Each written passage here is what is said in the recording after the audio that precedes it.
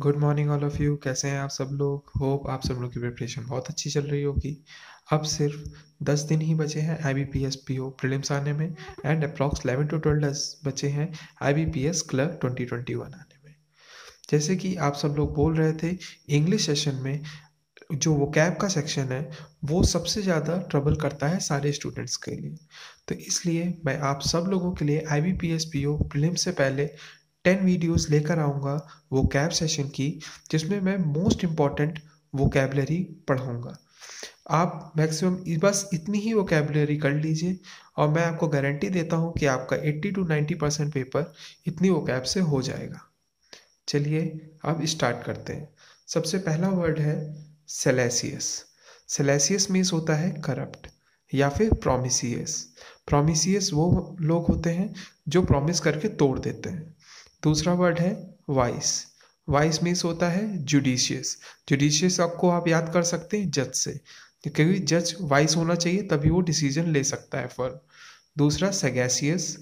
Third prudent and fourth discreet. Discreet means क्या होता है? केयरफुल।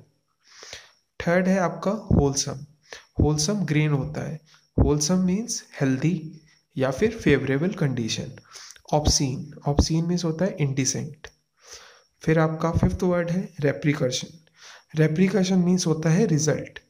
पर जो रिजल्ट आता है वो रेप्लिकेशन का मतलब रिजल्ट हो सकते हैं, या तो पॉजिटिव वर्ड होगा या फिर नेगेटिव वर्ड होगा।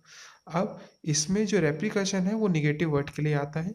इसका दूसरा मीनिंग होता है कोलोररी, फिर होता है रेमिफिकेशन, फिर होता है आफ्टर मैथ। रेमिफिकेशन को आप कैसे रन कर सकते हैं? रेमिफिकेशन राम इफिकेशन।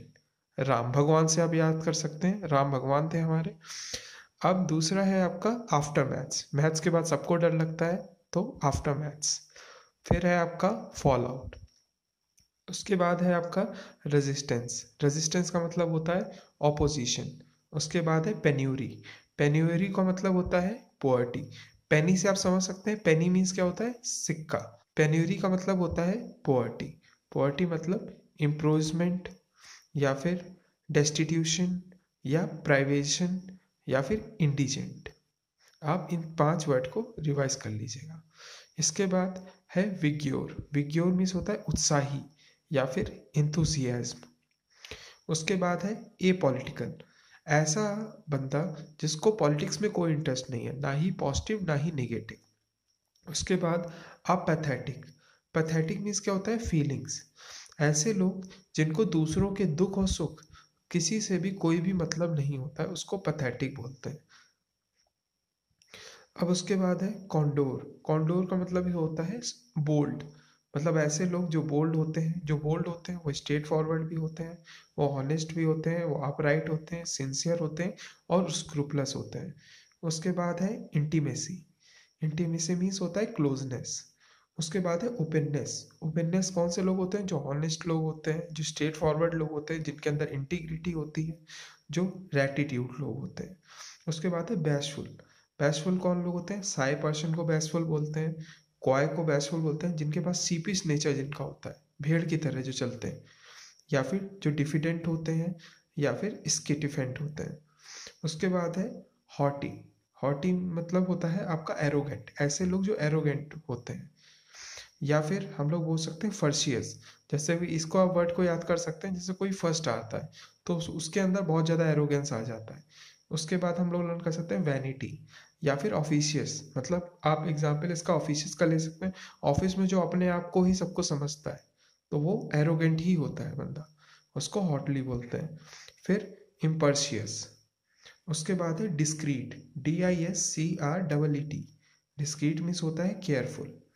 या फिर पंचुअलियस। ये पंचुअल से अलग है, पंचुअलियस अलग वर्ड होता है, पंचुअल अलग वर्ड होता है। Punctual up to the time होता है और पंचुअलियस होता है जो बंदे केयरफुल होते हैं। जैसे मैं बोलता हूँ, मैंने आपको बताया था जज। जज बहुत केयरफुल होते हैं तभी वो फर्म डिसीजन दे पाते हैं। उसके बाद है डिस्क्रीट। ये डिस्क्रीट दूसरा है और ये डिस्क्रीट दूसरा है। इस डिस्क्रीट का मीनिंग होता है क्लियर। क्लियर मीन्स अलग अलग। अभी जो मैंने आपको जो टोटल वोकैब अभी आपको पढ़ाई है, तो आपको सिर्फ आज के लिए बस इतना ही काम करना है कि इस वोकैब को 2-3 बार पढ़ना है, और उसके बाद अगर आपको टाइम अलाउ करे तो इसको 1-2 बार लिख के भी चेक कर लीजिएगा। एक बार अगर लिख लेंगे तो फिर आपके माइंड में बिल्कुल छप जाएगा।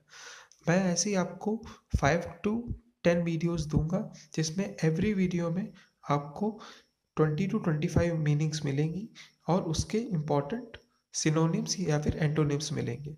आपको सिर्फ इतना ही करना है। इससे आपका 600 to 700 वर्ड्स का मैं वर्ड पावर आपका बना दूंगा।